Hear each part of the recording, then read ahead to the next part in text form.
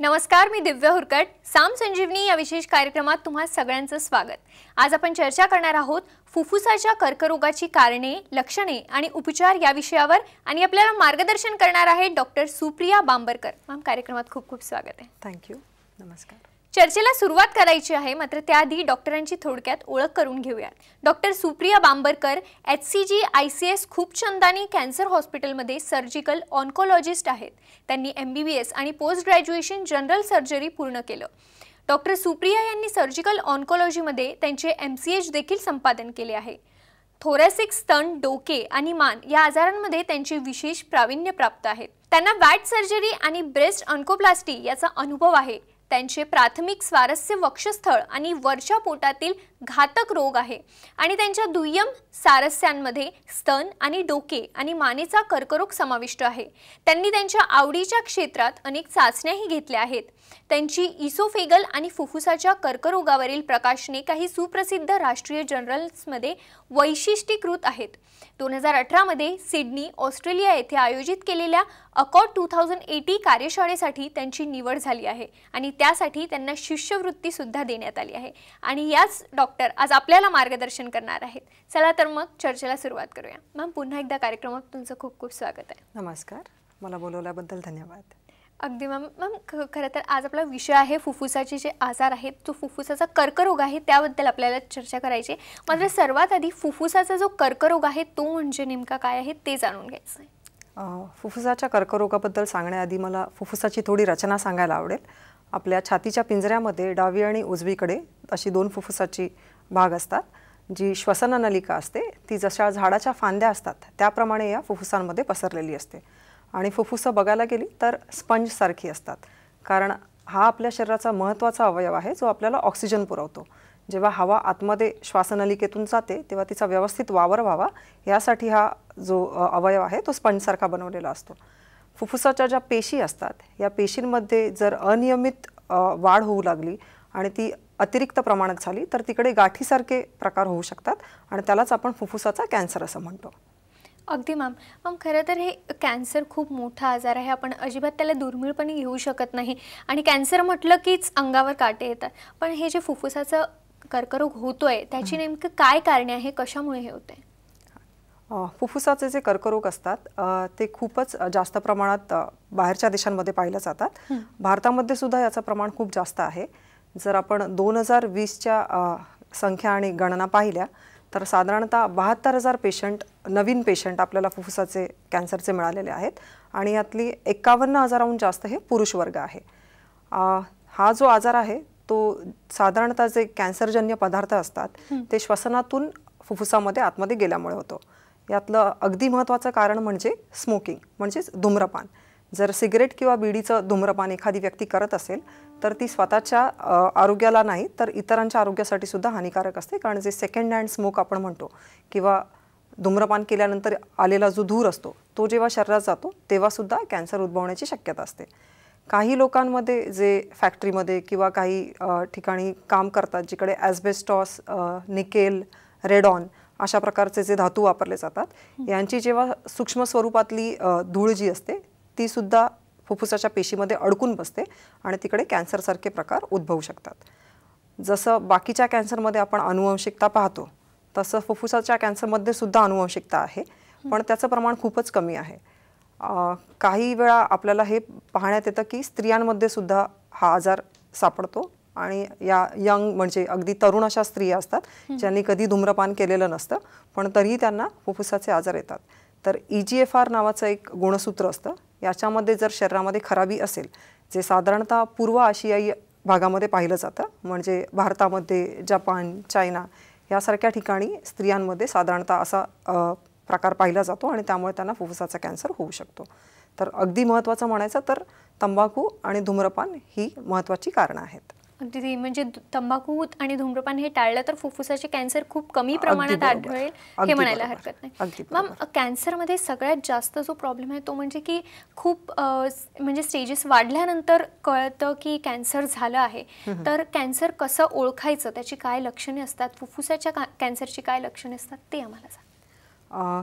जसं तुम्ही म्हणालात की कॅन्सरची लक्षणं खूप वाढल्यानंतर किंवा स्टेज वाढल्यानंतर बऱ्याचदा रुग्ण आपल्याकडे येतात, तर फुफ्फुसाच्या कॅन्सरमध्ये हा प्रकार सगळ्यात जास्त पाहिलाच असो. जसं मी आधी तुम्हाला म्हटलं की हा स्पंजसारखा जो अवयव आहे त्याच्यामध्ये आतमध्ये संवेदनाच्या नसा या नसतात. संवेदनाच्या ज्या नसा असतात त्या त्याच्या बाहेरच्या आवरणामध्ये आणि जी श्वसननलिका असते त्याच्या भोवती असतात. त्यामुळे जेव्हा आजार चालू होतो तेव्हा बऱ्याचदा रुग्णाला कळत नाही. जर आजार वाढला आणि श्वसननलिकेच्या जवळ गेला किंवा फुफ्फुसाच्या आवरणाच्या जवळ गेला तर मात्र मग त्या रुग्णाला काही लक्षणं दिसू शकतात. सगळ्यात महत्त्वाचं लक्षण असतं खोकला, खोकल्यामध्ये रक्त येणं, छातीमध्ये दुखणं किंवा छातीमध्ये भरल्यासारखं वाटणं, त्यानंतर श्वसनाचे त्रास होणं, जसं चालल्यानंतर खूप लगेच धाप लागते आणि रुग्णाला थांबावं असं वाटतं. ही काही कारणं आहेत जी बऱ्याचदा सापडतात. याशिवाय बघायला गेलं तर कारणाशिवाय झालेलं वजनामध्ये कमी, म्हणजे रुग्ण काही ज्यांचे जे जेवणाच्या किंवा बाकीच्या सवयी आहेत त्या न बदलतासुद्धा जर खूप झपाट्याने वजन कमी होत असेल तर ते एक काळजी करण्यासारखी बाब असते. सोबतच कधी कधी मानेच्या खालच्या भागामध्ये म्हणजे या भागामध्ये गाठी सापडू शकतात आणि याशिवाय पेशंटला थकवा येणे वगैरे अशा गोष्टीसुद्धा होऊ शकतात. अगदी मॅम, खरं तर फुफ्फुसाच्या कर्करोगाबद्दल खूपच कमी माहिती लोकांमध्ये आहे. हे जाणून घेणे का महत्त्वाचे आहे आणि किती महत्त्वाचे आहे? जसं मी म्हटलं, फुफ्फुसाचा जो कर्करोग आहे तो खूपच जास्त प्रमाणामध्ये आढळतो. त्याहूनही जास्त खराब गोष्ट ही आहे की बऱ्याचदा जे रुग्ण आमच्याकडे येतात ते खूप पुढच्या स्टेजचे म्हणजे ॲडव्हान्स स्टेजचे असतात आणि त्यामुळे त्यांना काही ट्रीटमेंट देणं आम्हाला शक्य होत नाही. आणि म्हणूनच जर या रोगाबद्दल आधीपासून माहिती असेल तर लोक याबद्दल जास्त जागरूक राहतील आणि लवकर त्यांच्या डॉक्टरला भेटतील अशी मी आशा करते. दुसरी गोष्ट म्हणजे फुफ्फुसाच्या आजारामुळे होणारे जे मृत्यू आहेत त्याचं प्रमाण हे सगळ्यात पहिल्या नंबरवरचं असं मानलं जातं जेव्हा आपण बाकी कॅन्सरबरोबर त्याची तुलना करतो तेव्हा. जर 71,000 पेशंट मी म्हटलं की भारतामध्ये 2020मध्ये पाहिले गेलेत तर त्यातले साधारणतः 40 ते 50,000 पेशंट यांचा मृत्यूसुद्धा झालेला आहे. तर अशा खराब प्रकारचा हा आजार आहे, त्यामुळे त्याबद्दल जाणून घेणं खूपच महत्त्वाचं आहे. अगदी. तर मॅम, हा जो फुफ्फुसांचा कर्करोग आहे त्यावर काय उपचार असू शकतात? काय चाचण्यांनी हे कळू शकतं की फुफ्फुसाचे आजार झालेले आहेत? फुफ्फुसांच्या आजारासोबत जर तुम्ही पाहिलं तर जी लक्षणं आहेत ती बाकीचे जे फुफ्फुसाचे संसर्ग असतात त्यासोबत सुद्धा पाहता येतात. जसं आजकाल आपण पाहतो की कोरोना विषाणूचा संसर्ग बऱ्याच जणांना झालेला असतो. त्यांच्यामध्ये सुद्धा खोकला, श्वासाचा त्रास होणे, ताप येणे ही सगळी लक्षणं पाहिली जातात. त्याचबरोबर क्षयरोग हा जो एक भारतामध्ये आजार आहे जो खूप जास्त प्रमाणामध्ये पाहिला जातो, त्यातसुद्धा सारख्याच प्रकारची लक्षणं असतात. जसं खोकला येणे किंवा खोकल्यामधून रक्त येणे, ताप येणे, वजन कमी होणे. आणि त्यामुळे बऱ्याचदा असं होतं की जर रुग्णाला असे काही लक्षणं असतील तर ती कुठल्या तरी इन्फेक्शनची किंवा संसर्गाची अशी समजली जातात आणि त्यामुळे कर्करोगाकडे पूर्णपणे दुर्लक्ष होतं. साधारणतः 20 ते 25% पेशंट जे आमच्याकडे येतात त्यातल्या बऱ्याच जणांना आधी क्षयरोगाची ट्रीटमेंट दिली गेलेली असते आणि जेव्हा ट्रीटमेंट 2 ते 3 महिने सतत दिली जाते आणि पेशंटला काहीच त्याचा असर असा दिसत नाही, तेव्हा मग पुढच्या सगळ्या ज्या चाचण्या असतात त्या केल्या जातात आणि कळतं की हा क्षयरोग नसून कॅन्सर आहे. जर कॅन्सरच्या दृष्टीने पाहायला गेलं तर जसं बाकी फुफ्फुसाच्या त्रासामध्ये आपण करतो तसंच यामध्ये सुद्धा पहिला एक छातीचा एक्सरे काढला जातो. त्या एक्सरेमध्ये आपण पाहतो की ज्या श्वासनलिका आहेत त्याच्या बाजूच्या ग्रंथी वाढलेल्या आहेत का, फुफ्फुसामध्ये कुठेही काही डाग दिसतो आहे का आणि फुफ्फुसाच्या आवरणाच्या बाहेर कुठे पाणी जमलेलं आहे का. जर कधी अशा प्रकारची काही लक्षणं एक्सरेमध्ये दिसली तर त्यावेळी रुग्णाला CT स्कॅन किंवा पेट स्कॅन हे प्रकार सांगितले जातात. CT स्कॅनमध्ये हे आपण जाणून घेतो की खरोखर तिकडे काही गाठ आहे का. जर अशी गाठ असेल तर दुर्बिणीच्या द्वारे किंवा CT स्कॅन मशीनच्या खालीच घेऊन त्या गाठीतून आपण थोडंसं पाणी किंवा पेशी काढून घेतो. आम्ही याला बायोप्सी किंवा फाईन निडल टेस्ट असं म्हणतो. ही जी बायोप्सी आपण केलेली असते त्याच्यावरती आम्ही पुढच्या काही चाचण्या करतो आणि पाहतो की त्यात कर्करोगाची लक्षणं आहेत का आणि जर कर्करोगाची लक्षणं असतील तर नक्की हा कुठल्या प्रकारचा कर्करोग आहे. कारण जशा वेगवेगळ्या पेशी फुफ्फुसामध्ये असतात त्याप्रमाणे त्याचे वेगवेगळे प्रकारसुद्धा असतात. त्यामुळे आपल्याला कधी कधी स्मॉल सेल कॅन्सर किंवा स्क्वॅमस कॅन्सर किंवा ॲडिनोमा किंवा ॲडिनो कॅन्सर असे प्रकार मिळू शकतात. हे जे प्रकार मिळतात त्यानुसार मग आपण ठरवतो की पुढे पेशंटला जी काही ट्रीटमेंट आपण देणार आहे त्यानुसार त्यांच्या चाचण्या करणे आणि त्यासाठी सगळ्यात पहिलं आपण त्या आजाराची कुठली स्टेज आहे ते पाहण्याचा प्रयत्न करतो. स्टेज पाहताना नेहमी पेट स्कॅन हा करावाच लागतो, कारण पेट स्कॅनमध्ये तुमच्या पूर्ण शरीराचं टेस्टिंग केलं जातं आणि पाहिलं जातं की आजार फक्त फुफ्फुसात आहे की दुसरीकडे कुठे पसरलेला आहे. बऱ्याचदा आपल्याला पेट स्कॅनसोबत MRI ब्रेन हा सुद्धा प्रकार करावा लागतो, कारण फुफ्फुसाचे जे आजार असतात, जे कर्करोग असतात, ते बऱ्याचदा ब्रेनमध्ये पसरलेले असतात आणि त्यामुळे MRI ब्रेन करणं आपल्याला गरजेचं लागतं. अगदी मॅम. तर जसं तुम्ही सांगितलं की तंबाखू आणि धूम्रपान हे टाळलं तर फुफ्फुसांचे आजार हे खूप कमी प्रमाणात बघायला मिळू शकतात. फुफ्फुसाचा जो कर्करोग आहे तो खूप घातक आहे. तुम्हाला काहीही जे काही कारणे आणि लक्षणे तुम्हाला मॅमनी सांगितली, त्यातली काहीही लक्षण तुम्हाला असेल तर तुम्ही नक्कीच मॅमला संपर्क करू शकता. मॅमचे संपर्क क्रमांक सध्या तुम्ही TV स्क्रीनवरती बघू शकताय, ते नोट करून घ्या आणि नक्कीच मॅमला संपर्क करा. साम संजीवनीमध्ये आपल्याला खूप अजून प्रश्न मॅमला विचारायचे आहे, खूप शंका अजूनही माझ्या मनामध्ये आहेत, पण त्याआधी आपण घेऊयात एक छोटासा ब्रेक. कुठेही जाऊ नका, पाहत रहा साम संजीवनी.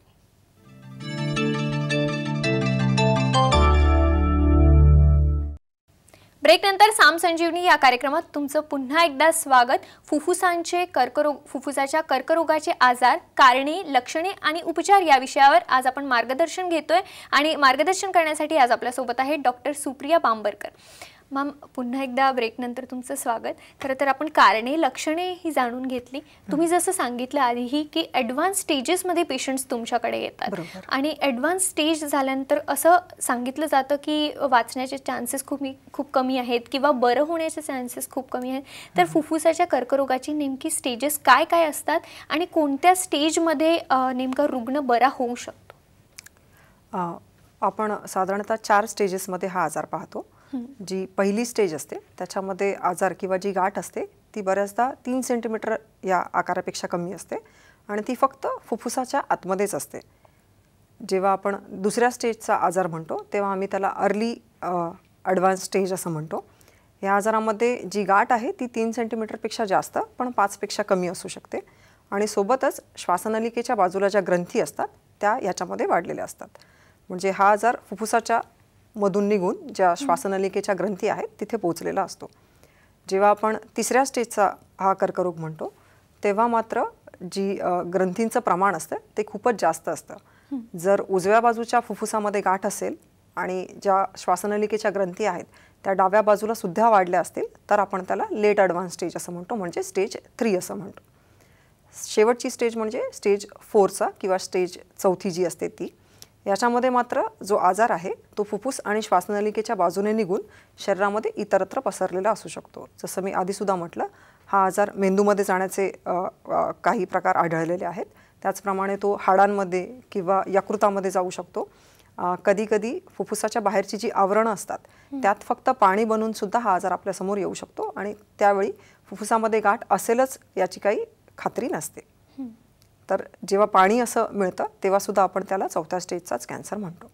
अगदी मॅम, हे 4थ्या स्टेजमध्ये कॅन्सर आल्यानंतर आपण त्याच्यावर उपचार करू शकतो का, किंवा कोणत्या स्टेजेसमध्ये हे उपचार केले जातात आणि काय या कर्करोगावर उपचार असतात? जे स्टेजेस आहेत त्याच्यापैकी जी पहिली स्टेज आहे ती मी म्हणेन की याच्यावरती पूर्णपणे कॅन्सर काढण्याची आपण जी ट्रीटमेंट आहे ती करू शकतो. स्टेज 2री आणि 3री जेव्हा असते तेव्हा मात्र फक्त एका ट्रीटमेंटने आजार काढणं थोडं कठीण असतं आणि त्यामुळे आपल्याला कॉम्बिनेशन ट्रीटमेंट म्हणजे 2 किंवा 3 ट्रीटमेंट एकत्र द्यायला लागू शकतात. जसं बऱ्याचशा कॅन्सरच्या बाबतीमध्ये तुम्ही ऐकलं असेल की ऑपरेशन, किमोथेरपी, रेडिएशन थेरपी ह्या ट्रीटमेंट दिल्या जातात. फुफ्फुसाच्या कॅन्सरमध्ये त्याच्यासोबतच टार्गेटेड थेरपी किंवा इम्युनोथेरपी नावाचे सुद्धा प्रकार आहेत, याने सुद्धा ट्रीटमेंट होऊ शकते. जर रुग्ण पहिल्या स्टेजमध्ये आला असेल तर फक्त ऑपरेशन करून आपण तो जो कर्करोगाचा भाग आहे तो काढू शकतो. मात्र 2ऱ्या किंवा 3ऱ्या स्टेजमध्ये असताना किमोथेरपी आणि रेडिएशन या ज्या ट्रीटमेंट आहेत त्या घेऊन आपल्याला आजार आधी कमी करावा लागतो आणि त्यानंतर आपण ऑपरेशनबद्दल विचार करू शकतो. 4थ्या स्टेजचा कॅन्सर जरी पूर्णपणे बरा करता येत नसला तरी तो कंट्रोलमध्ये ठेवणं हे शक्य असतं आणि तो आजार कमी करणं सुद्धा शक्य असतं. आणि यासाठी आत्ता सध्या बरेचसे किमोथेरपीचे प्रकार आपल्याकडे आहेत. त्याचप्रमाणे जे मी म्हटलं टार्गेटेड थेरपी आणि इम्युनोथेरपी हे जे प्रकार आहेत याने सुद्धा बऱ्यापैकी हा आजार आपल्याला नियंत्रणामध्ये ठेवता येतो.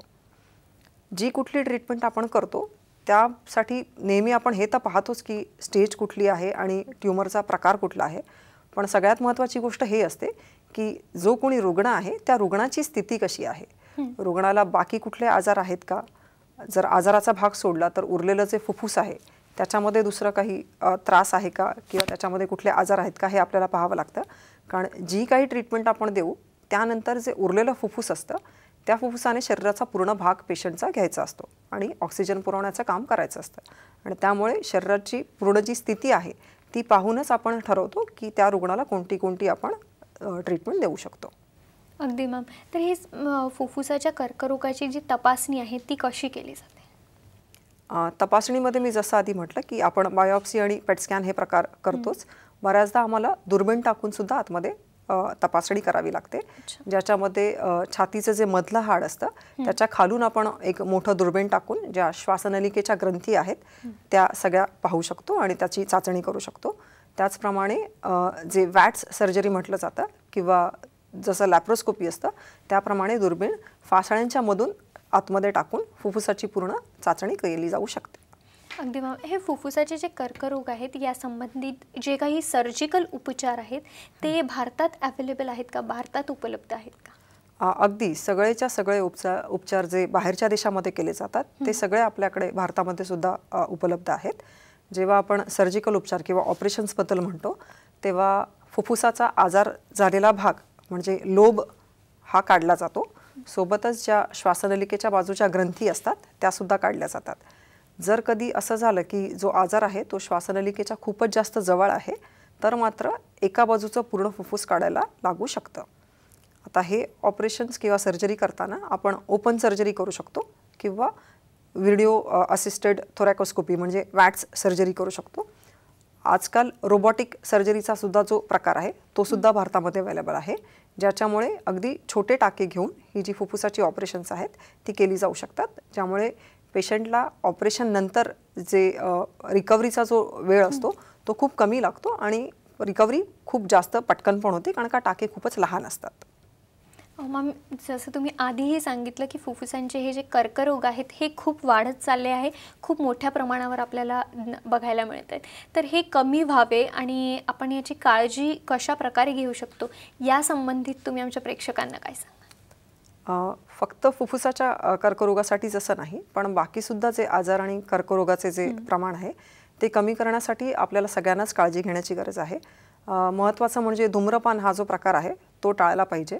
आजकाल आपण पाहतो की अगदी लहान वयामध्ये धूम्रपान मुलं किंवा मुली चालू करतात. जेवढं प्रमाण मुलांमध्ये आहे तेवढंच प्रमाण मुलींमध्ये सुद्धा वाढत आहे. तर या सगळ्या गोष्टींना आळा घालणं खूपच गरजेचं आहे. सोबतच जे दारूचं सेवन आहे ते सुद्धा कमी केलं पाहिजे किंवा टाळलं पाहिजे. जो आपला आहार असतो त्या आहारामध्ये जास्तीत जास्त फळांचा आणि भाज्यांचा समावेश करा की जेणेकरून तुमची रोगप्रतिकारक शक्ती जी शरीराची आहे ती चांगली राहील. यासोबत मी म्हणेन की आपल्या शरीराला कसरतीची आणि व्यायामाची खूपच गरज आहे. आता पॅन्डेमिकमध्ये आपण पाहिलंच आहे की वर्क फ्रॉम होम वगैरे हे जे प्रकार आहेत ते खूप जास्त वाढलेले आहेत. त्यामुळे एकाच जागी बसून फक्त काम करणे त्यामुळे स्थूलपणा वाढणे आणि शरीराचे बाकीचे जे आजार आहेत ते सुद्धा वाढण्याचं प्रमाण आपल्याला दिसतंय. तर प्रत्येक व्यक्तीने आठवड्यातून कमीत कमी 3दा तरी अर्ध्या तासासाठी तरी व्यायाम करणं खूप गरजेचं आहे. याच्यामुळे आपण अगदी व्यवस्थित आपल्या शरीराची काळजीसुद्धा घेऊ शकतो आणि BP, हार्टचे प्रॉब्लेम, डायबिटीस आणि कर्करोग या सगळ्यापासूनच आपण स्वतःची सुरक्षितता करू शकतो. अगदी मॅम. खरं तर खूप प्रेक्षक आहेत जे हे कार्यक्रम आमचं बघतायत आणि त्यांना तुम्हाला संपर्क करायचा असेल, तुमची प्रत्यक्ष भेट घ्यायची असेल तर तुम्ही प्रत्यक्ष कुठे भेटू शकता आणि तुम्हाला कसं संपर्क करू शकता? माझा नंबर तर स्क्रीनवरती दाखवलेलाच आहे. मी HCG ICS खूपचंदानी हॉस्पिटल जे कुलाबा मुंबई इकडे आहे या ठिकाणी सर्जिकल ऑन्कॉलॉजिस्ट आहे. तुम्ही आमच्या हॉस्पिटलला फोन करून अपॉइंटमेंट घेऊ शकता किंवा मी तिकडे दर दिवशी 9 ते 5 या वेळेमध्ये असतेच उपलब्ध. तर जर पेशंट स्वतःहून आले आणि त्याच वेळी जर त्यांनी अपॉइंटमेंट मागितली तर तीसुद्धा आपण देऊ शकतो. अगदी मॅम. फुफ्फुसांच्या कर्करोगाचे जे रुग्ण आहेत त्यांना तुम्ही खूप यशस्वीपणे बरं केलं आहे, त्यात तुमचा हातखंड आहे. तुमचा एखादा असा अनुभव जो तुम्ही आमच्यासोबत आमच्या प्रेक्षकांसोबत शेअर करू इच्छिता? पेशंट आमच्याकडे जे येतात ते फक्त मुंबईतलेच नाही आहेत, ते मुंबईच्या बाहेरून सुद्धा बऱ्याचदा येतात. आणि असेच एक रुग्ण आमच्याकडे आले होते जे त्यांच्या 40मध्ये होते. रुग्ण तसं बघायला गेलं तर फक्त शेती काम करणारे होते. तर अगदी पैशाने खूप जास्त श्रीमंत असे नव्हते. ज्यावेळी ते आमच्याकडे आले त्यावेळी त्यांचा जो आजार होता तो दुसऱ्या स्टेजवरती होता आणि त्यामुळे आम्हाला तुरंत त्यांच्यावरती ऑपरेशन नाही करता आलं. पण माझ्यासोबत काम करणारे जे किमोथेरपीचे डॉक्टर आहेत त्यांनी खूप चांगल्या प्रकारे त्यांना किमोथेरपी दिलं. त्या सायकल्स घेतल्यानंतर त्यांचा आजार कमी करून आम्ही दुर्बिणीच्याद्वारे त्यांचं ऑपरेशन पण केलं आणि आता पेशंट अगदी व्यवस्थित आहेत. जरी त्यांचं मोठं ऑपरेशन झालं आहे आणि आपण फुफ्फुसाचा काही भाग काढला आहे तरी त्यांची जी दैनंदिन कामं करण्याची जी ताकद आहे त्याच्यामध्ये काही फरक पडलेला नाही आहे. बऱ्याचदा लोकांना असं वाटतं की फुफ्फुस काढल्यानंतर आपल्याला बाकी काही कामं करता येणार नाही, आयुष्यभर बसून राहावं लागणार, तर तसं नाही आहे. ही जी व्यक्ती आमच्याकडे आली होती आता ती पुन्हा त्यांच्या शेतीच्या कामामध्ये रुजू झालेली आहे आणि व्यवस्थितपणे ती कामं करतात. अगदी म्हणजे जे गैरसमज असतात लोकांमध्ये की ऑपरेशन झाल्यानंतर किमो झाल्यानंतर हे करता येणार नाही ते सगळे खोटे ठरले आणि ते नेहमी असं नाही होत हे आपण म्हणू शकतो. तर तुम्हाला फुफ्फुसाच्या कर्करोगासंबंधित किंवा कोणत्याही कर्करोगासंबंधित काहीही आजार असतील तर तुम्ही नक्कीच डॉक्टर सुप्रिया बांबरकर यांना संपर्क करू शकता. त्यांचे संपर्क क्रमांक तुम्ही सध्या स्क्रीनवरती बघताय. काहीही लक्षण जाणवल्यास लगेच संपर्क करा. ॲडव्हान्स स्टेजपर्यंत या कर्करोगाला जाऊ देऊ नका, हा घातक असू शकतो. तर तुम्हाला लक्षणं जाणवली असतील तर लगेच तुम्ही संपर्क करा आणि त्याच्यावर उपचार करून घ्या. मॅम, तुम्ही इथे आलात आणि एवढं छान मार्गदर्शन आमच्या प्रेक्षकांना केलं त्यासाठी खूप खूप आभार. धन्यवाद. साम संजीवनी या कार्यक्रमात वेळ झाली आज इथेच थांबण्याची. मात्र ताज्या बातम्यांसाठी पाहत रहा साम टीव्ही.